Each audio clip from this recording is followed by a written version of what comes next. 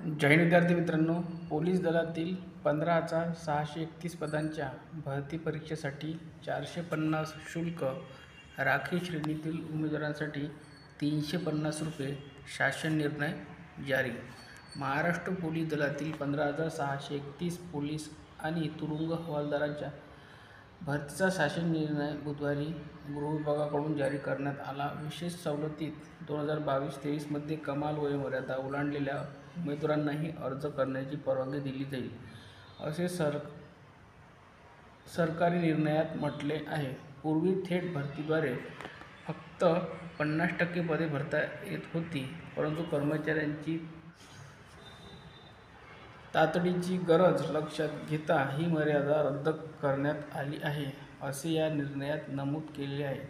भरती प्रक्रिया विभागीय स्तरावर पार पाडली जाईल आणि OMR आधारित लेखी परीक्षा घेतली जाईल.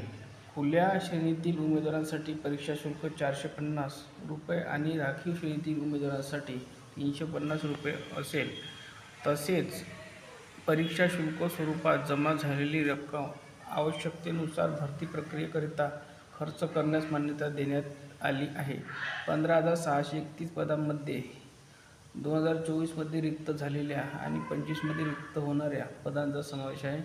यात पोलीस कॉन्स्टेबलची 12,399 पदे, 234 पोलीस कॉन्स्टेबल चालक, 25 बॅट्समन, 2,393 सशस्त्र पोलीस कॉन्स्टेबल, 580 तुरुंग कॉन्स्टेबल आहे.